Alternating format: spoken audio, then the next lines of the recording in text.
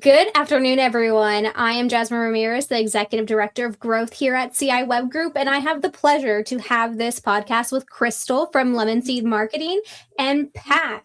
Pat is a client of both Lemon Seed and CI Web Group, and today we're going to go into his story about his business, what we're seeing, and how working with two powerful companies, I'm going to say, has changed his business. Hey, Pat, how are you?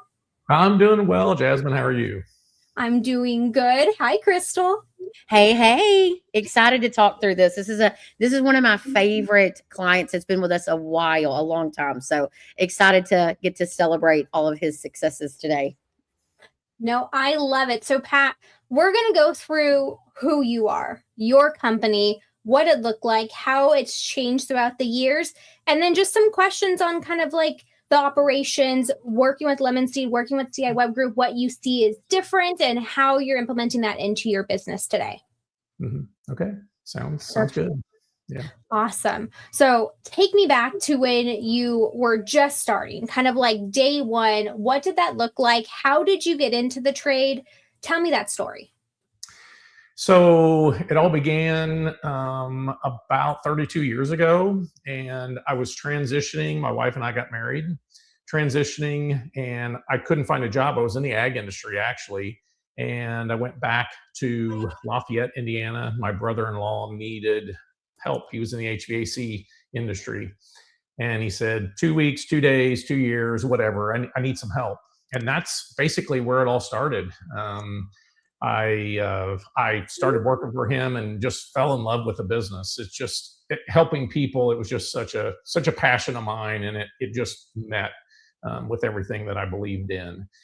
And then kind of fast forward, I worked for a few other contractors in 2008. It kind of changed. There was obviously the downturn. And then at that point, that's when I shifted gears and I was doing everything. And we started Perfect Climate March of 2009. And we kind of chugged along little by little, and we had some good growth over the years. But the growth really changed in about 2019, when we met Lemon Seed Marketing, Crystal. And that's when really the business transformed. Our growth exploded, for lack of a better term. Yeah.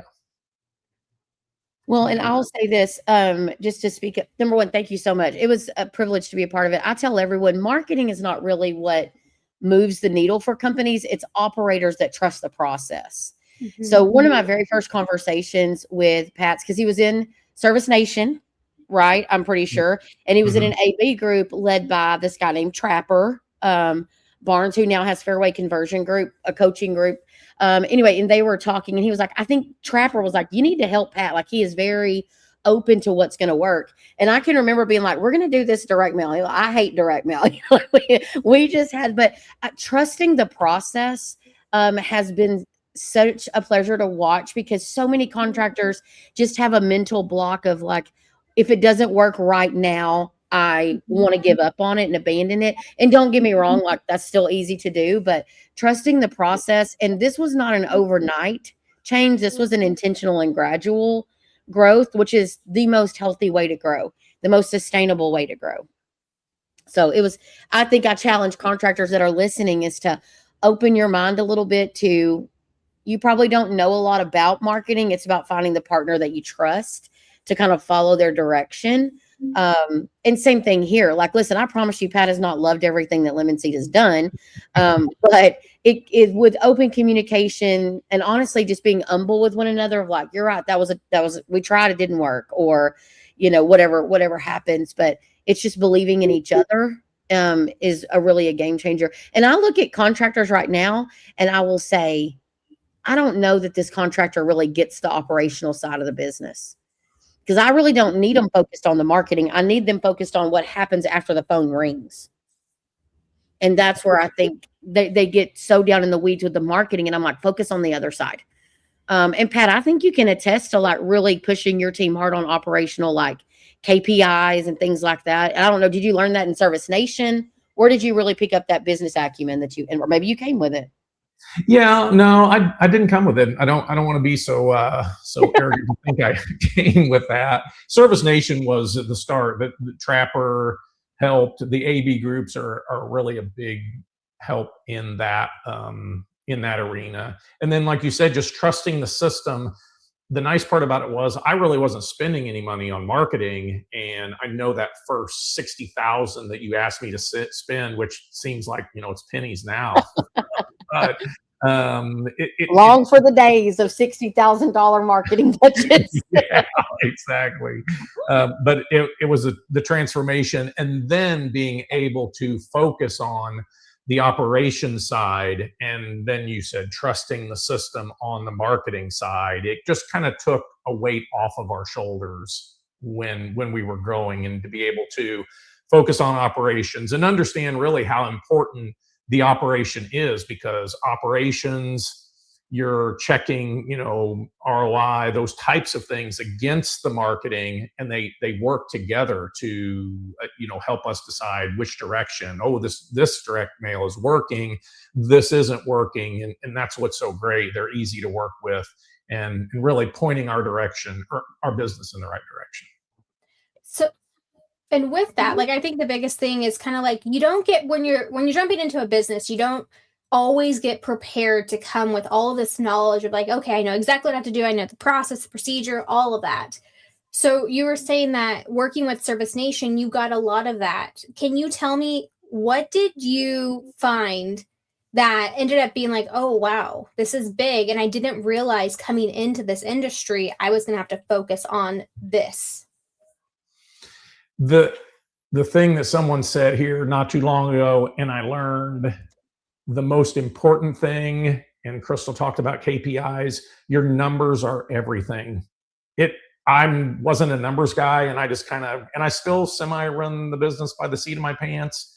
Numbers are everything. You have to grab a hold of that. So numbers / operations are what transformed my business in understanding how that's driving, growth, efficiencies, all those things.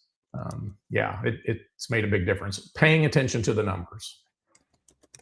Now, you started working with Crystal in 2019. Can you tell me about that shift? What made you need to have someone like Lemon Seed jump into your wheelhouse with your business? What was that pivotal change? What we were looking for was growth. And like I said, before 2019, we were kind of chugging along. We were seeing, 5 and 10% growth every year. We just weren't hitting the mark. And Trapper said the magical word, as we had put some key people in place business-wise in management positions. We wanted to see some better growth. I was not expecting the growth that we had. It's been pretty phenomenal, quite honestly. It's really crazy. I think it was 38% last year, and year to date we're up 36%. It's pretty phenomenal, and a lot of it is due to that. Yeah, well, and again, it's not like he's spending a 30% marketing budget. Okay. It's a very, he might argue with me on this. It's a very reasonable marketing budget. 5 to 7%, Crystal. It's nothing. It's not even the 10%. I think you guys say 10% for aggressive growth. We've been in the 5 to 7% during that time. And honestly, the area that, and those percentages are always like they're a good range. But like when you looked at Pat's market, how would you describe where you live? Yeah, we're in an extremely rural market. I live in a town of 1,500. We've got some 7,000s and some 4,000s, but in general, we are in a very rural market. So hence why a 5% or 6-7% budget really propels him forward. And so that's why I say it's so hard to give contractors this like super simple marketing formula, because he also added a mascot. He named the maintenance plan after the mascot. He added another service. He's done several things to get himself there, but it was just very intentional and honestly again, he may not have felt this way all the time, but manageable things. And there's been some rocky times, like adding a vertical, learning the vertical himself and team members for the new vertical, things like that. But I think, again, this goes back to intentional leadership of leading the company, navigating those times, and then also investing in like true marketing strategy. I think is a good example of what he was able to accomplish. Yeah, I'll brag a little bit on our team. Last month, we had our first $1 million month, just a little over $1 million. So 2019, to give you some perspective, 2019, the year was 1.2 million. So in 2019, the whole year was 1.2. We did a little over $1 million, almost what we did in 1 month in 2019. So it's pretty exciting. It is to see the growth. Like it's crazy. It's still like, it's almost like, wake myself up every day. Surprise you. Yeah. Jasmine, I will tell you this funny story. One time we were having a pretty good issue with a vendor. And I felt bad because I had brought this vendor to the table, and the vendor ended up really doing some shady things towards the end. But Pat is in this beautiful place, like some exotic little, maybe it was even the Caribbean, I don't know. But all I can remember of this call is he's sitting, and above him is like this beautiful palm fan with all these palms. And he is just telling this vendor how in my East Texas words, how the cow ate the cabbage. And I'm over here like his hype girl, like, yes, yeah, we didn't want, and still to this day, when I think about like kind of going to bat or doing our best to go to bat for our vendors, I'm like, don't make me go all rogue Pat with the bamboo fan, because it was a time where, again, this vendor served Perfect Climate well until it didn't. And then when it didn't, we had to unravel a mess. And it was, it's hard when as Lemon Seed, we're recommending vendor partners, which this is a good call out for CI Web Group, because I know that vendors are going to make mistakes. They're not going to always land. I mean, there's going to be miscommunication. You just know those things are going to happen. But again, being able to truly partner together to battle through those things. Again, it's not always fun. It's kind of like a marriage, but we ended up thankfully coming out better on the other side. But it was you kind of go through some things when you're working together for 6-7 years of just keeping the marketing fresh and moving, but also knowing change is always on the horizon, because there's always new things coming out, which is one of the reasons that I think CI Web Group and what you guys are doing with the AI side of preparing contractors for the future. So like, to me, these web things that Pat's doing they're further ahead than the market actually is, especially for a rural market. But he's so much more better set up for success there.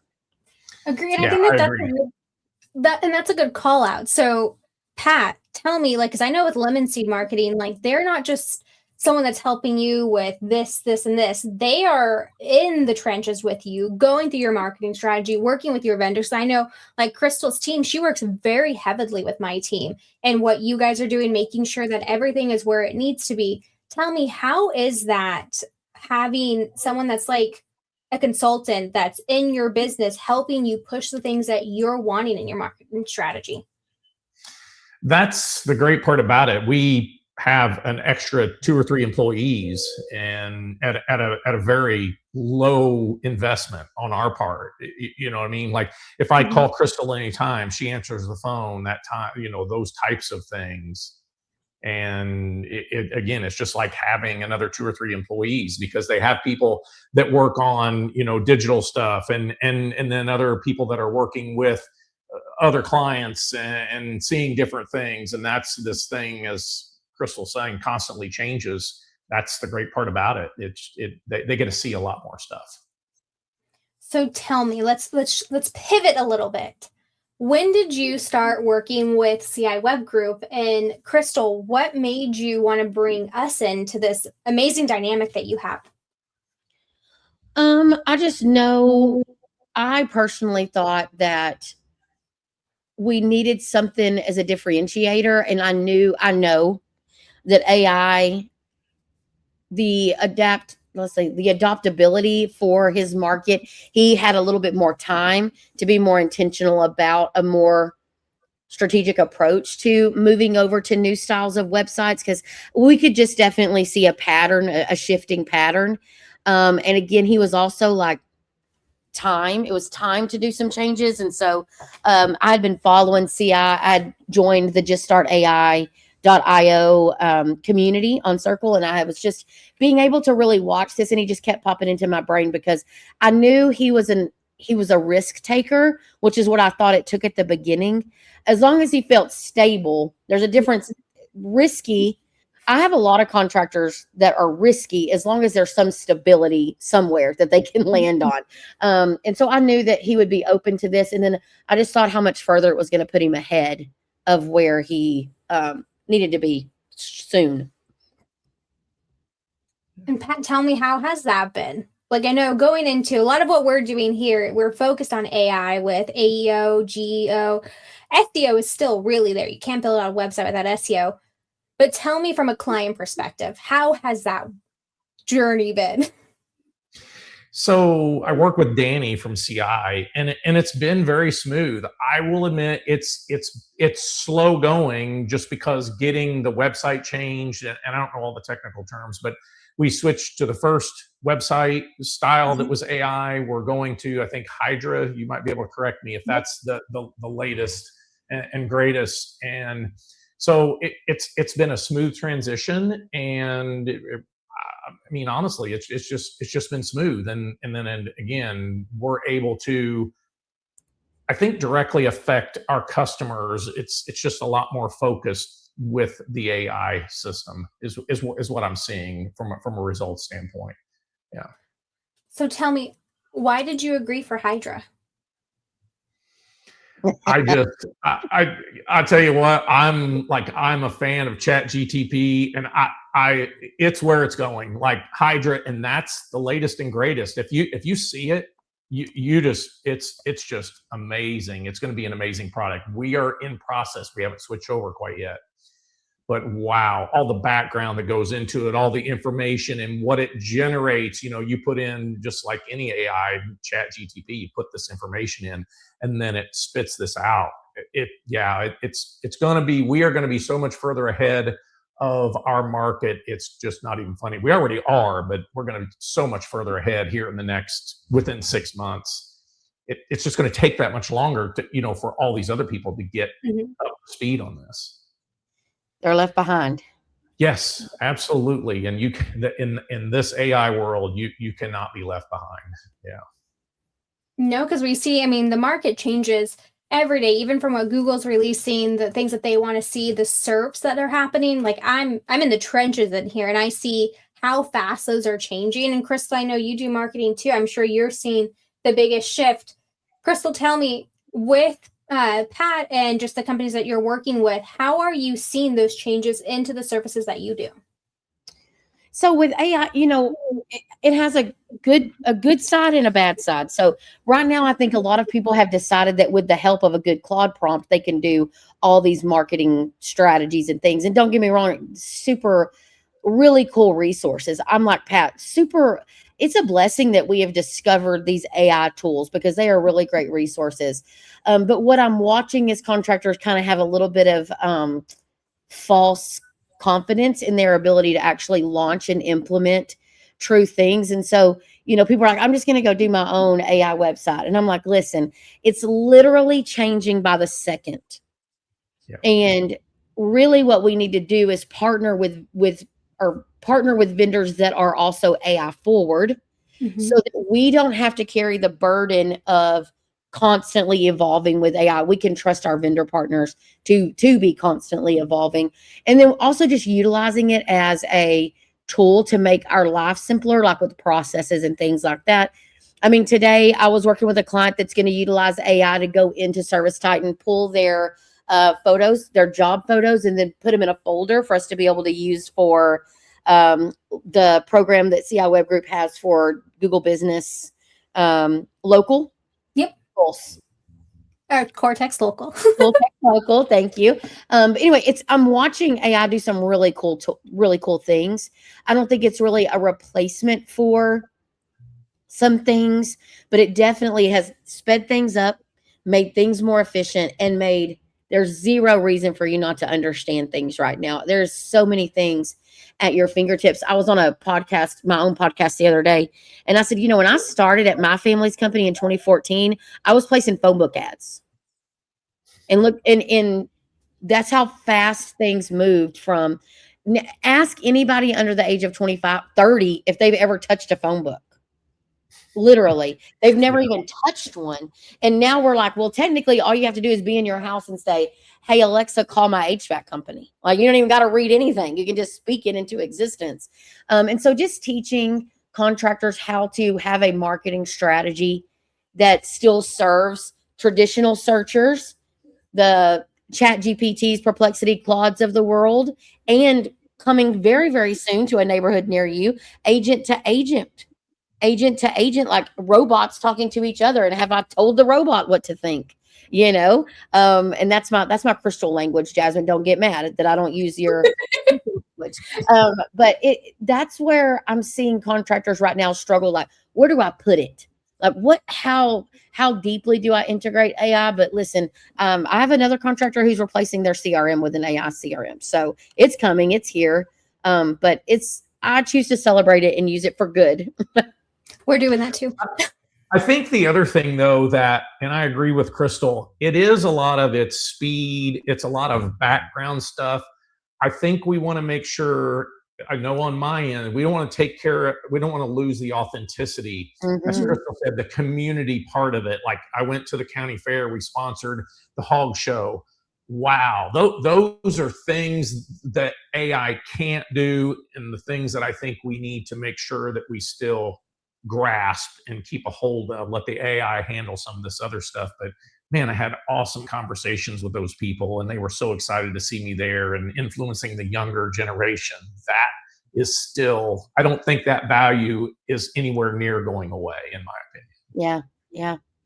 The connection. We're human, and humans want connection with those individuals. Yeah. But I think the thing that we're seeing in your marketing strategy, even with you moving to Hydra, is we also want to connect with those AI agents to AI agents that are going to be having those conversations, because we're seeing it.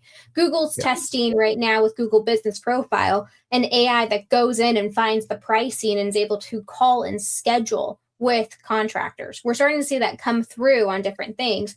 So with your openness and ability to see this is coming, it's not going to stop, and take that step to move into Hydra, which is the first AI first website. And that's huge. It's big in our industry. We're seeing the performance that it's having on the live sites. And I'm so excited to see yours launch. And it will launch definitely faster than the 6 months that you were quoted because of the team. We're fully focused diving in to get that done. But tell me, with all of this AI, with your trade show, where do you feel like the best customers come from? Crystal's not going to like this, but our best customers we had to get them from somewhere. So we got them from the marketing, but the best customers are our existing customers, and managing and keeping that, and referrals. Those two things are still the best customers out there. You have to get acquisition, because acquisition is the key. New customers are the lifeblood of your business. That's where our growth comes from. But managing those customers, once you get them, it's so hard to get them. We need to keep them. Yep. Yeah. I actually really love that answer. I'm not going to lie. Tell me, what things are you doing in your business right now for your existing customer base? So we send thank yous on everything. If someone refers somebody, we do a $25 Amazon gift card. Trying to think what else we do. Those are probably the two biggest ones. Well, the biggest one is a consistent email outreach. And so it's consistency. Honestly, the answer to that is consistency, just in the touch points. And it's Lemon Seed's style of email marketing is very much social style, meaning it's not hard sells. Sometimes it can be almost borderline a little corny, but at the end of the day, we're just trying to keep people engaged with the brand overall. And then the referral program there is just, people like to refer people that they know. And honestly, your existing client base and referrals should be easier because you've already earned their trust and their support. And so many people right now don't know what or who they can trust. And so I tell everybody, those existing client bases are treasure troves of revenue that you're probably missing out on if you're not at least being consistent. And Yeah, so I agree. Text campaigns, though, all those little touch points, hey, the reminder, all that stuff is big. So I know we've been focused on AI, and my questions in this next one is with AI. Tell me, how do you feel like that has shifted the way that people are searching, or even how you're acquiring new customers?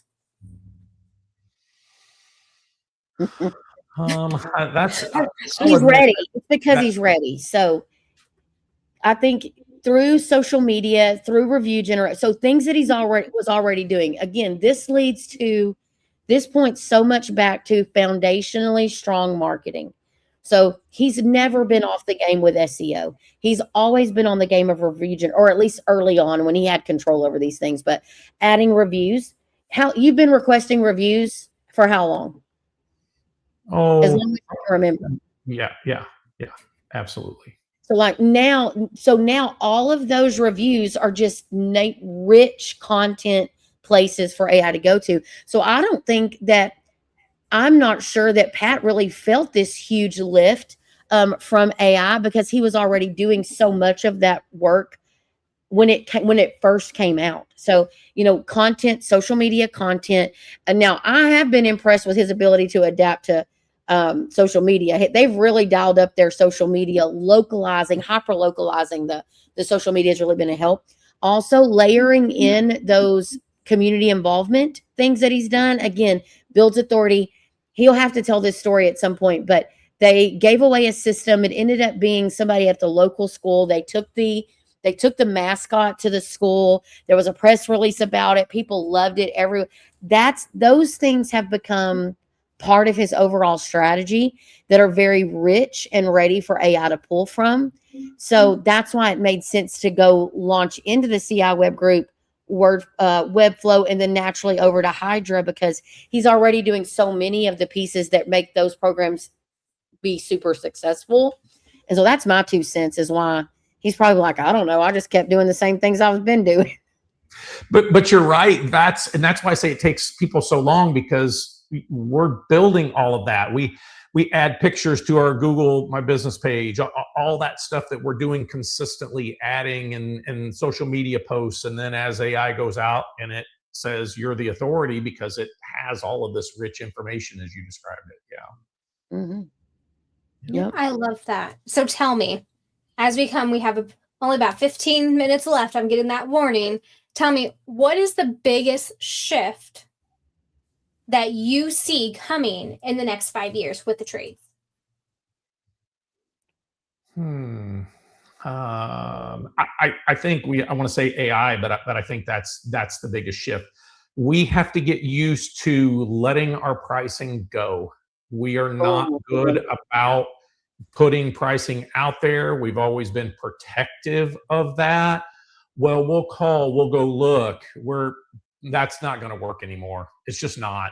People want, like Amazon, everywhere you go, you can come up with some sort of price, and then be willing to trust the process that they're going to get a price. They're not expecting that. Like if we say the service call is between $100 and $500 or $100 and $1,000, once you get out there, and if we have good technicians and still do all of our background stuff, they're going to understand that, oh, well, this was a $1,500 repair. Might have said online that it was $500.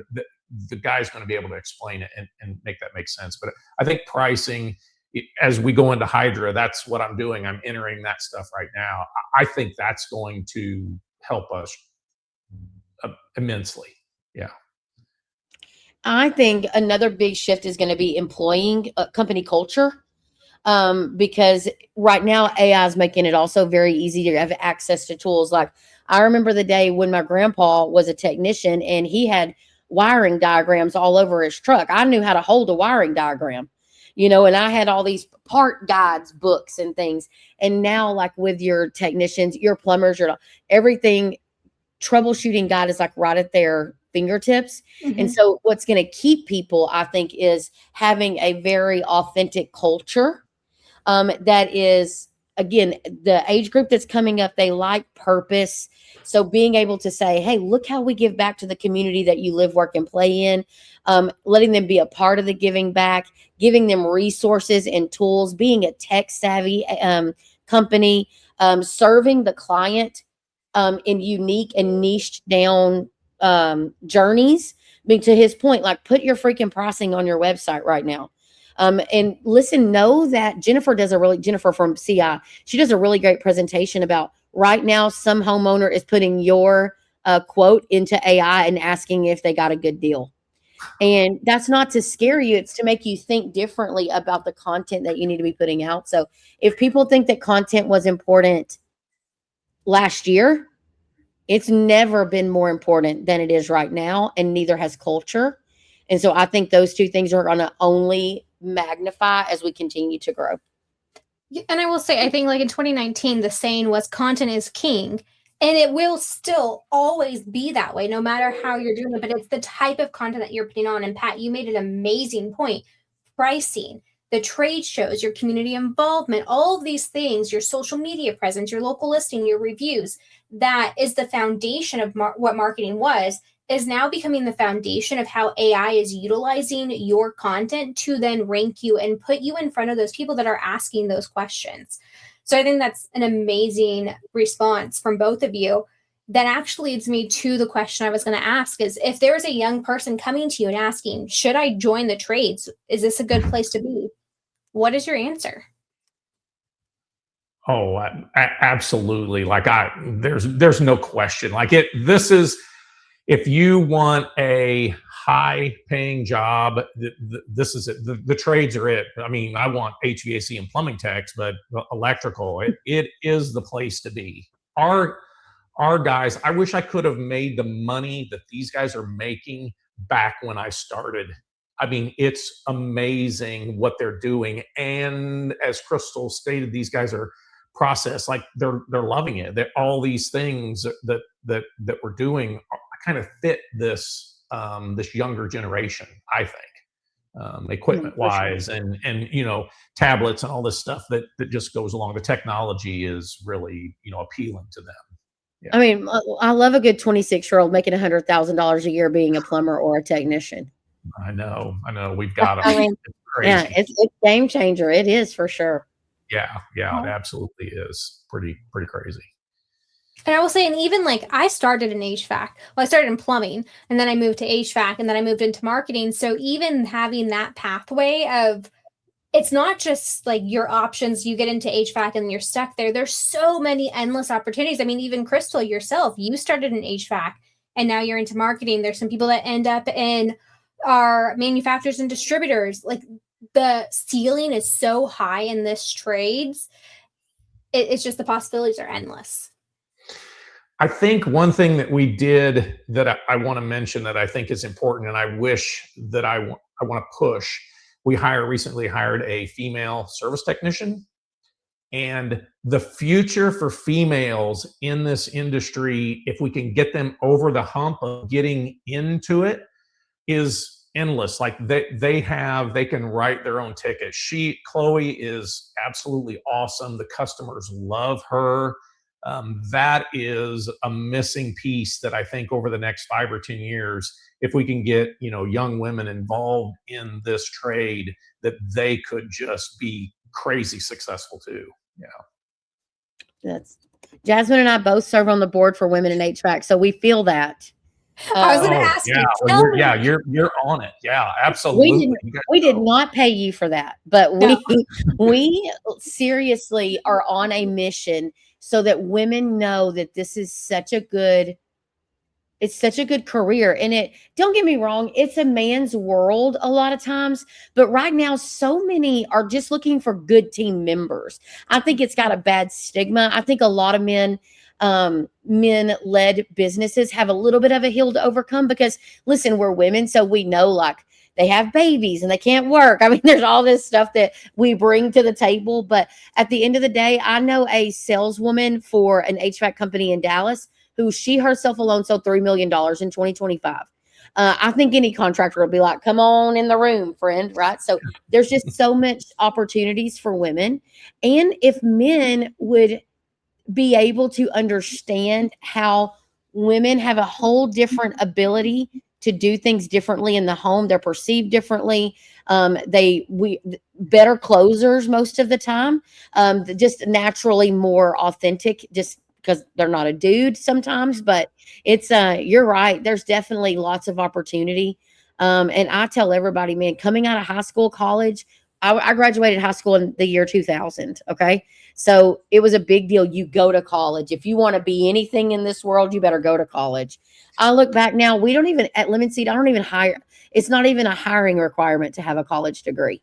I want experience, or and my son just got his pest control license because that's the wave of the future. So good call out there, Pat. Yeah. It's good stuff. So tell me, we'll close it out with this.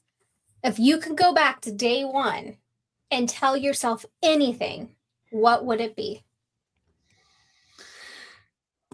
There's probably one top thing. Three things that come to mind. The top thing is training. That is the key to the business. We started that about when we started with Crystal. It's been a game changer. And today we train more than we ever have.